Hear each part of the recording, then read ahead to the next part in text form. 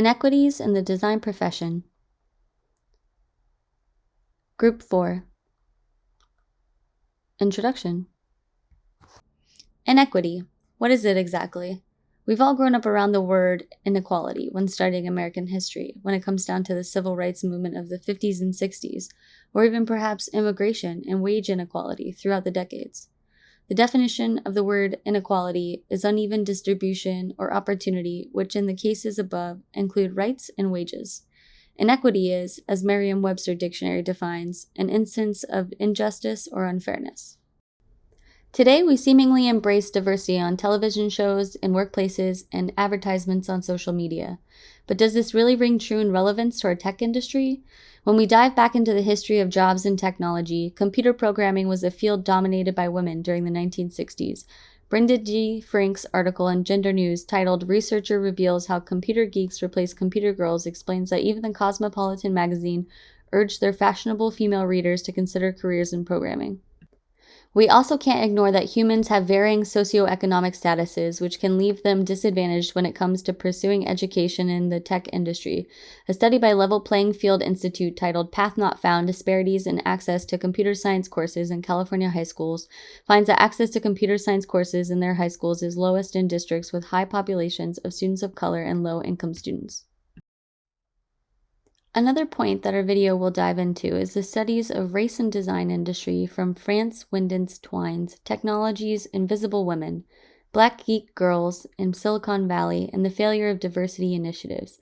Furthermore, we want to also discuss important terms regarding equity, what companies can do to combat inequity, as well as how we can change the design process for a more equitable future. History.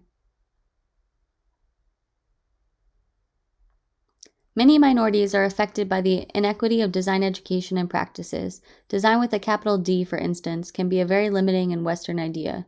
Art institutions focus on the last 100 years of design and forsake the design works of natives and non-Western cultures. These institutions also focus solely on the individual artist rather than the collective.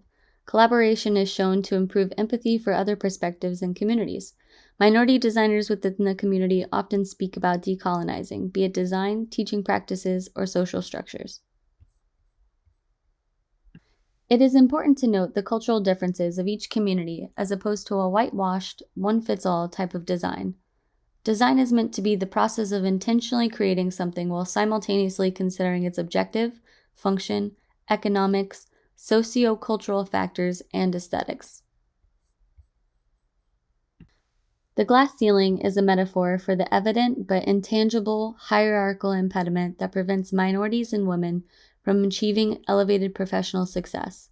This term was coined in the 1980s but still lives on today and can be seen in the wage gap between women and men, as well as the lack of women in higher leadership roles.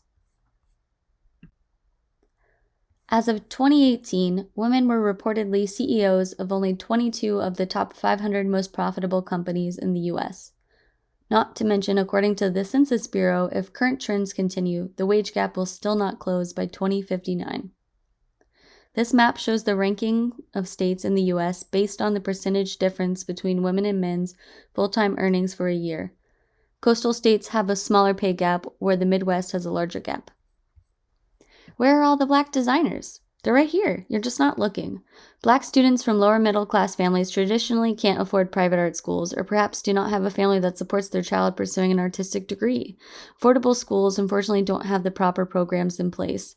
Moreover, these programs are predominantly white, with minorities making up maybe 2% of the students, which then leads to isolation and high dropout rates. This feeling of isolation has been suggested to stem from a lack of representation of Black design aesthetic in history.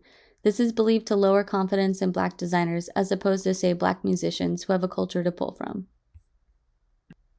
The design ideals promoted in classes continue to be traditionally white and leave little influence for minorities and designers who innovate. The competition in the field still exists, however, with the number of minority mentors being quite low. This leaves those who make it into the professional realm virtually alone. This is further confirmed by the 2019 AIGA census stating that just 3% of designers are Black. Relevant research. Janet Kwame, in her TED Talk, Rethinking Digital Inequity, Lessons from Ghana, addresses her idea of digital inequity, that oftentimes tech industries never consider their ideas in a global cultural context when designing, and default to an American-centric or Eurocentric lens. The example she uses is the American One Laptop Per Child initiative for children in Africa. Americans prescribed the idea to African children that they need laptops to learn and educate themselves, but their initiative ultimately proved ineffective because they failed to consider how African people use technology in the first place in their cultural context. When we talk about technology for social change, we have to understand that it's the people that facilitate the change and not just the technology.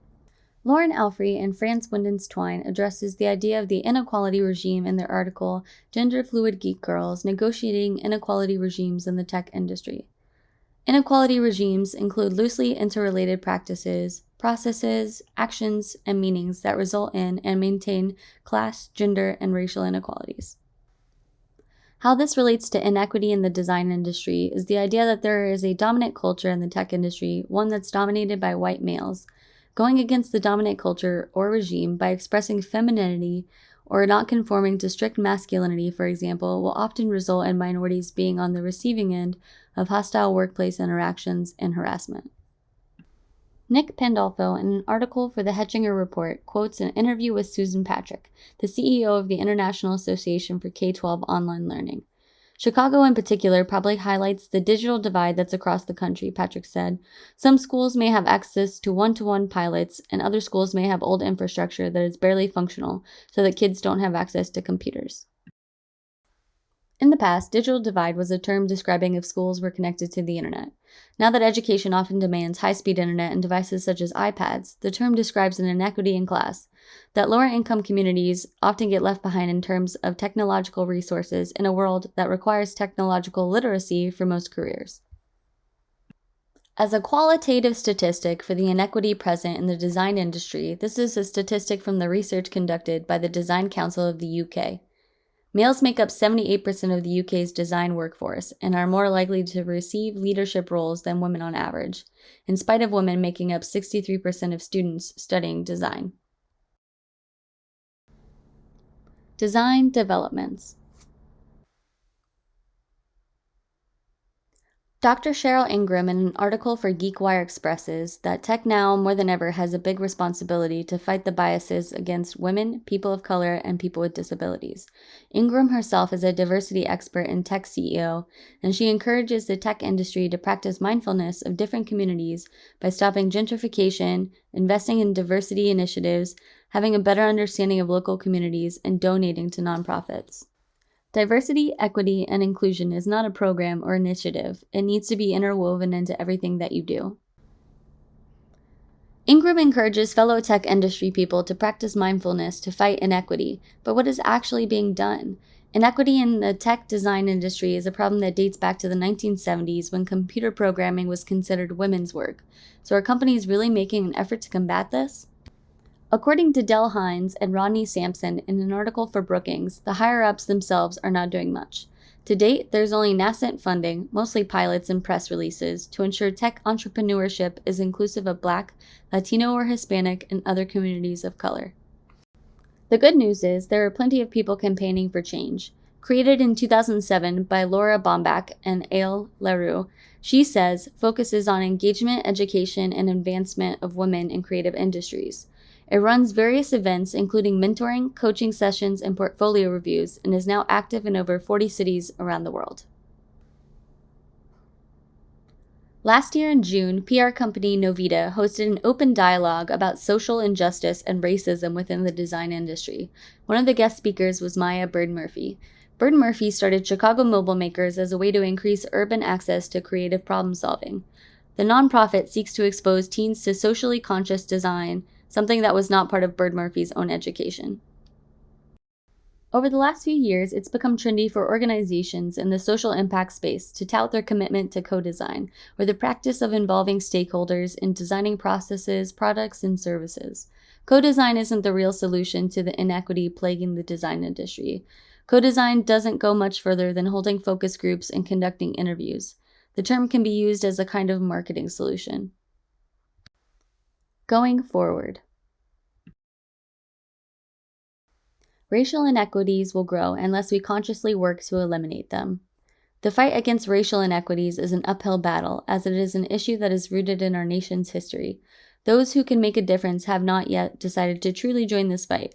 Whether it be politicians or business execs, most of the strides that have been made were made simply to appeal to the public. We can't predict the future, but we can look at the trends of recent history to get an idea of what's ahead. In the United States, approximately 86% of professional designers are Caucasian, according to the American Institute of Graphic Arts. This represents only small strides since the 1990 AIGA symposium named "Why is Graphic Design 93% White?"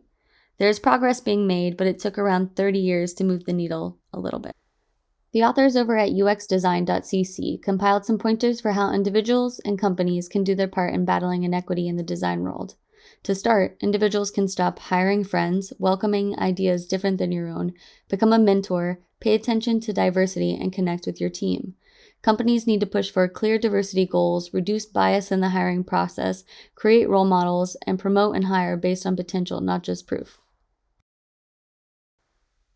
Accessibility features included in this presentation are contrast colors in design and layout, font size, style, and color, image captions, animations, video captioning, text transcripts, audio voiceover, and giving public access to view the video.